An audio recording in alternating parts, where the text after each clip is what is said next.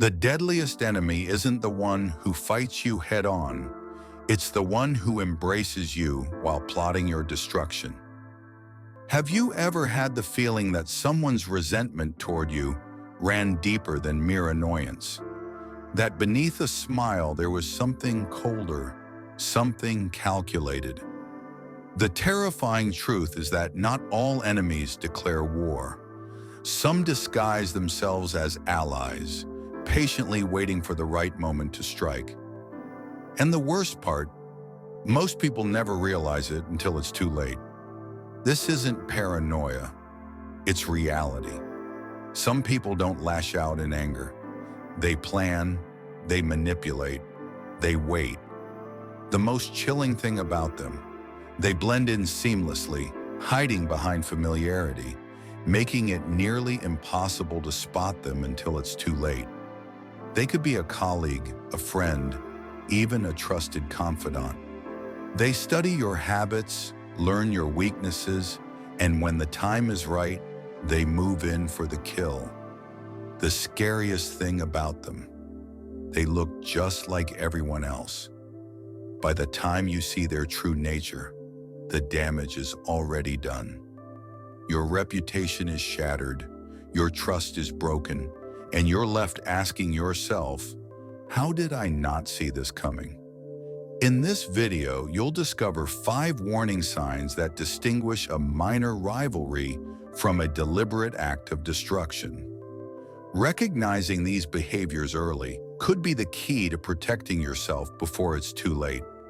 So ask yourself, do you truly know who's standing beside you and who's just waiting for the perfect moment to take you down? Let's find out. On. The silent observer, tracking your every move.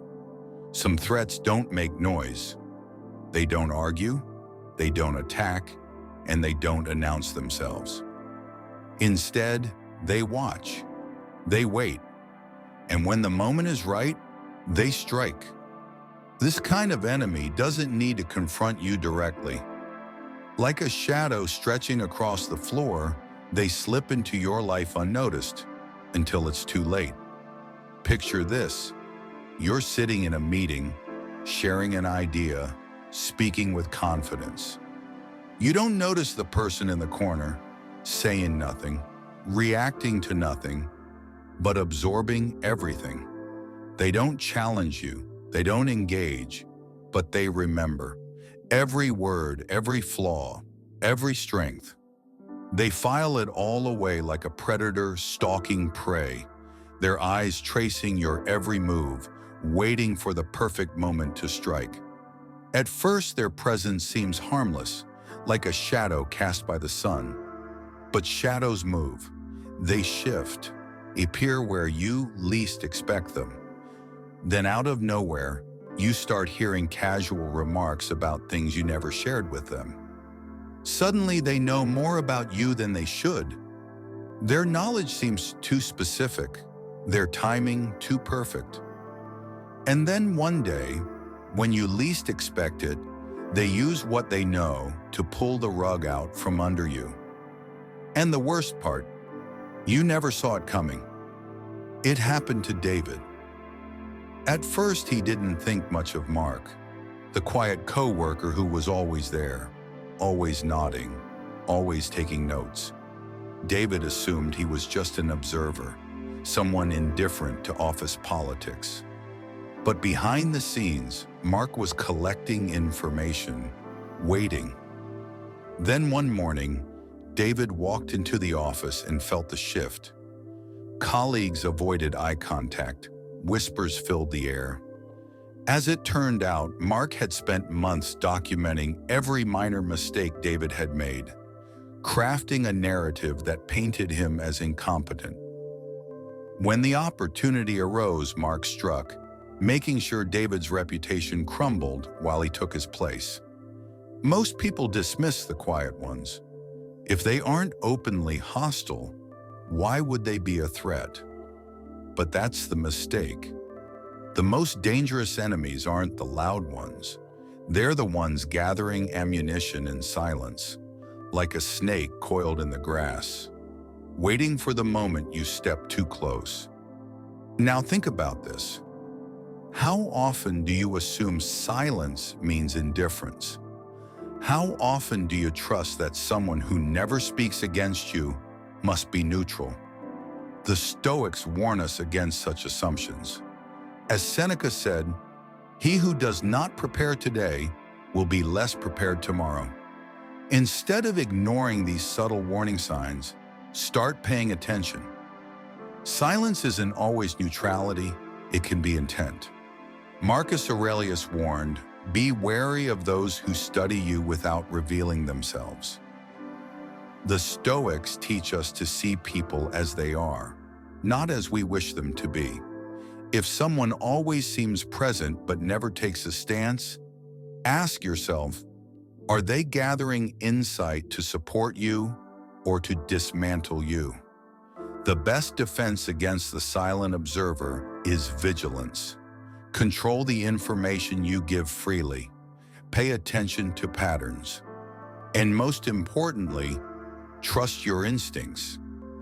If someone seems to know too much without asking, that's not a coincidence. That's a strategy. I once worked with someone who rarely spoke in meetings. They never voiced opinions, never challenged me. I assumed they were indifferent. Until one day when I was up for a promotion, they came forward with a meticulously crafted report of my so-called shortcomings. A list of every minor misstep, every flaw, gathered over years of silent observation. They had been preparing for this moment long before I even knew a battle was coming. The lesson: never mistake silence for innocence. The ones who pay close attention without engaging may not be allies. They may be predators, waiting for the moment you least expect. So ask yourself, who's watching you, quietly waiting for their moment? Stay aware, stay prepared, and never ignore the silent observer. 2. The quiet betrayal, the two-faced saboteur. Not every enemy attacks from a distance. Some enemies get close, very close. They don't come charging at you with swords drawn. Instead, they slip into your world like a shadow at dusk, unnoticed and unchallenged. They earn your trust, share your victories, and seem to stand by your side. But in reality, they aren't just watching you. They're weaving a web, tightening it thread by thread until you're caught with no escape. Imagine this. You have a friend, a confidant, someone who seems to support you at every step. They laugh at your jokes, celebrate your successes, and assure you that they always have your back. You tell them your dreams, your struggles, your fears, because why wouldn't you? After all, trust is the foundation of any strong relationship. But trust, like a glass of water, can be tainted with just a single drop of poison, undetectable at first, but deadly over time. But betrayal doesn't happen in an instant. It festers like poison slipping into a cup one drop at a time. At first, everything seems normal. Then, subtle shifts begin. People start treating you differently. Conversations pause when you enter the room. You hear rumors, small at first but corrosive, eating away at your credibility like rust on steel. Then one day, the realization strikes like a knife between the ribs. The very person you trusted most was the one pulling the strings behind your downfall. They didn't need to confront you. They didn't need to raise their voice or argue. All they had to do was plant a single seed of doubt, then step back and watch it take root, growing into a forest of suspicion that eventually chokes you out. Most people refuse to believe betrayal is happening until it's too late. They wouldn't do that to me, we tell ourselves. They're my friend, my colleague, my partner. But the Stoics warn us, judge people not by their words but by their patterns. As Epictetus said, it is not what happens to you, but how you react to it that matters. Instead of ignoring the signs, pay attention. If someone is too close, too involved in your failures, and always around when things go wrong, ask yourself, are they truly a friend, or are they the reason you're falling? A true friend stands beside you when times are tough. A saboteur holds the umbrella while making sure you drown. Marcus Aurelius reminds us, never trust the words of those whose actions contradict them. Trust is not given, it is earned through consistency. If someone always seems to benefit when you struggle, they're not a supporter, they're saboteurs. Recognizing the quiet betrayer early can save you from destruction. Pay attention to their behavior. How do they act when you succeed? Do they truly celebrate your wins or do they downplay them? Do they offer help or do they merely watch and wait? The smallest details will reveal the truth. I once had a colleague who I believed was my closest ally at work. We shared ideas, supported each other's projects, and built what I thought was mutual trust. But over time, I noticed something odd. Opportunities that should have come my way were slipping through my fingers. Eventually, I learned the truth. This so-called friend had been slowly feeding doubts about me to our manager, making sure I was overlooked while positioning himself as the better choice. It wasn't an open attack. It was a slow, methodical betrayal. The lesson: not everyone who stands beside you is on your side. The most dangerous enemies aren't the ones who fight you directly. They're the ones who smile while they tighten the noose. They don't throw punches. They plant seeds of doubt and let them grow. Trust actions, not words. Pay attention to patterns, and never ignore the quiet betrayal. 3. The mask of friendship, keeping enemies closer. Not all enemies stand against you. Some stand beside you, smiling, nodding, pretending to be allies while secretly plotting your downfall. The old saying goes, keep your friends close and your enemies closer. But what happens when the enemy is already inside your circle, hiding in plain sight like a snake coiled in the grass, waiting for the perfect moment to strike? Imagine this. You have a friend, someone who always seems to be there for you. They know your routines, your struggles, and your ambitions. You share secrets, laugh together, and trust that they genuinely care. But behind closed doors, they are different. They are not just an observer. They are a collector of your vulnerabilities, waiting for the moment when they can use them against you, much like a chess player setting up a checkmate while pretending the game is still fair. At first, the signs are subtle, like small cracks in a mirror.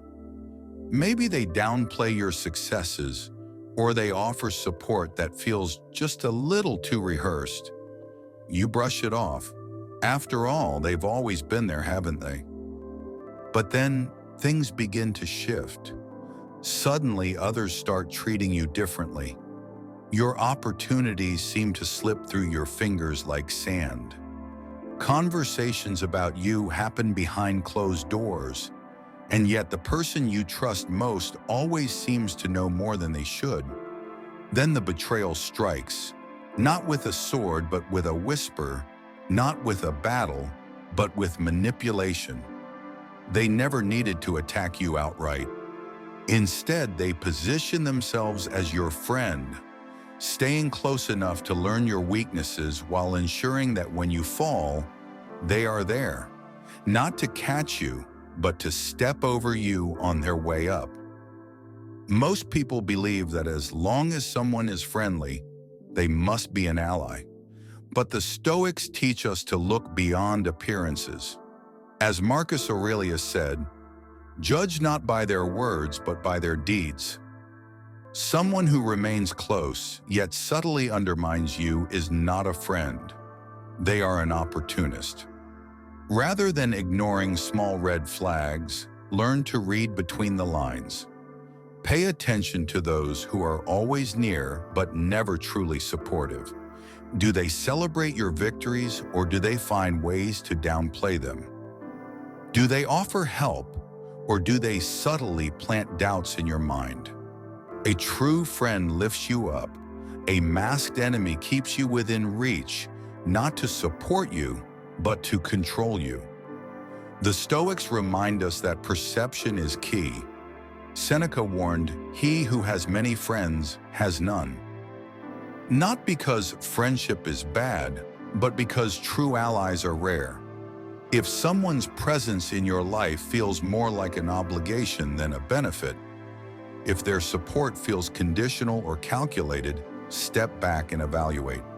True friendship is built on trust and consistency, not silent competition and manipulation. Recognizing the mask of friendship early will save you from being blindsided. If someone always seems to benefit from your struggles, if they always seem to be at the right place at the right time when things go wrong, ask yourself, are they truly here to help, or are they simply keeping you within reach for their own gain? I once had a business partner who seemed like my biggest supporter. He was always there, always involved, always offering advice. But over time, I noticed something. Whenever I struggled, he thrived. If I made a mistake, he was the first to know, and somehow the first to position himself ahead of me. At first, I ignored it, but then I realized he wasn't my partner. He was my competitor, wearing the mask of a friend to stay close enough to learn how to beat me. It was like building a fortress, only to hand the blueprints to the enemy. The lesson: not everyone who stands beside you is there to support you. Some stay close not because they admire you, but because they fear you. They mask their intentions behind friendship, waiting for the right moment to push you down while making it seem like they were never involved. Just like a wolf dressed in sheep's clothing, they blend in, waiting for their time to strike. Trust actions, not words. Pay attention to patterns, and never mistake proximity for loyalty. 4. The gradual attack. They test and see what they can get away with. Not all enemies strike at once. Some prefer to test the waters, pushing the limits one step at a time. Like a thief who doesn't steal everything in one night, but instead takes a little at a time until the house is empty, these individuals carefully gauge your reactions, seeing how far they can go before you notice, or worse, before you resist. It starts small. Maybe they interrupt you in conversations more than usual. Maybe they take credit for your ideas in a meeting, but pass it off as a misunderstanding. You notice the pattern, but you brush it off. After all, it wasn't a big deal, right? But then it escalates. They begin undermining you more openly, sabotaging your work, spreading rumors, or even isolating you from allies. Each move is a test, and if you let it slide, they take another step forward. Before you know it, you're not just being disrespected, you're being actively pushed out of your own space, your own influence, your own reputation. And the worst part, you let it happen. Not because you were weak, but because they moved so slowly, so deliberately, that you didn't realize you were being attacked until you were already backed into a corner. Most people assume that an enemy will be obvious, that they will show their aggression from the start. But the Stoics teach us that danger often arrives in disguise. As Seneca once said, A sword never kills anybody. It is a tool in the killer's hand. The real threat isn't their attack, it's your lack of awareness. Instead of dismissing small offenses, recognize them for what they are, a test. If someone repeatedly crosses your boundaries, even in subtle ways, they are watching for your reaction. Do not ignore it. Address it early, firmly, and without hesitation. A small stand today can prevent a full-scale betrayal tomorrow. The Stoics remind us that our power lies in our responses. Marcus Aurelius wrote, "You have power over your mind, not outside events. Realize this, and you will find strength." When someone begins testing you, the moment to act is not later, it's now. Set your boundaries early. Make it clear that you see their actions. And most importantly, do not let their gradual attacks chip away at your confidence. The moment you hesitate, they gain ground. I once worked with someone who started small, borrowing my ideas, making small digs at my decisions, creating minor inconveniences. At first, I thought nothing of it. But over time, the small things added up. By the time I realized what was happening, they had turned colleagues against me, taken credit for my biggest projects, and positioned themselves as the stronger leader. Looking back, I saw it clearly. Every step was intentional, every move calculated, and I had let it happen by failing to push back when it mattered most. The lesson: a slow attack is still an attack. Just because it isn't immediate doesn't mean it isn't deliberate. The enemy who moves carefully is sometimes more dangerous than the one who strikes impulsively. Trust actions, not intentions. Set boundaries early. And never ignore the gradual attack. 5. The long game. The ones who are deliberate and patient. The most dangerous enemies aren't the ones who lash out in anger. They are the ones who wait. They don't seek immediate destruction. They seek total dismantling. Like a master strategist in a game of chess, they think 10 moves ahead, carefully positioning themselves until you have no escape. These individuals don't just dislike you. They want to see you fall, and they're willing to wait as long as it takes to make that happen. At first, they seem harmless. They don't challenge you openly, nor do they sabotage you outright. Instead, they play the long game. They learn your habits, study your relationships, and observe how others perceive you. They are patient, methodical, and precise. Like a spider spinning an intricate web, ensuring that when you finally realize what's happening, you're already trapped. Maybe they subtly influence the people around you, shifting opinions against you one small nudge at a time. Maybe they plant ideas in your boss's mind that slowly erode your credibility. Or perhaps they simply sit back and wait, knowing that when the moment is right, they can strike, and you'll never see it coming. By the time they make their move, it's too late. Your reputation is damaged, your allies have distanced themselves, and you find yourself standing alone, wondering how everything unraveled so perfectly against you. Most people don't recognize the long game until it's too late. They assume that if someone isn't actively harming them, they must be neutral. But as the Stoics teach us, neutrality is often an illusion. As Epictetus said, the more we value things outside our control, the less control we have. Instead of assuming silence means safety, learn to observe patterns. Who is always there but never truly supportive? Who seems to have an unusual amount of knowledge about your setbacks? Who benefits when you fail? The long game isn't about immediate gratification. It's about slow, steady, calculated destruction. Marcus Aurelius wrote, "You have power over your mind, not outside events. Realize this, and you will find strength." The key to countering the long game is awareness. The more you observe, the less vulnerable you become. Set boundaries early. Be cautious about who has access to your plans, your weaknesses, and your trust. The long game only works if you allow the enemy time to build their strategy. If you recognize their tactics early, you take away their power.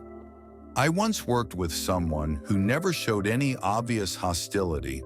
In fact, he was friendly, too friendly. He always asked about my projects, my challenges, and my future plans. I assumed he was just being supportive. But over time, I noticed something. Every time I shared an idea, he acted on it first. Every time I faced a setback, he subtly ensured my superiors knew about it. He never attacked me directly. Instead, he positioned himself so that when an opportunity arose, he was always the better choice. And by the time I realized what had happened, he had already taken my place. The lesson: the most dangerous enemies aren't the ones who fight you directly. They are the ones who stand beside you, quietly dismantling your foundation brick by brick. Their greatest weapon isn't force, it's patience. Trust actions, not words. Observe patterns. And never underestimate the ones who wait. So, what's the takeaway from all of this? The most dangerous enemies aren't always the loudest. Sometimes they are the quiet observers, the patient manipulators, the ones who pretend to be your closest allies. They don't just hate you, they seek to dismantle you from the inside out. But here's the truth: you are not powerless. The Stoics remind us that we cannot control others, but we can always control how we respond. Awareness is your greatest defense. Once you start recognizing these patterns, you take away their advantage. You stop playing into their hands. You become unshakable. Epictetus said, "First say to yourself what you would be, and then do what you have to do." That's your task. Stay vigilant. Set boundaries. Trust actions, not just words. And never let the shadows deceive you. If you found this video insightful, don't forget to like and subscribe for more wisdom on Stoic philosophy and resilience. Share your thoughts in the comments. Have you ever encountered someone who played the long game against you? Let's continue the conversation below.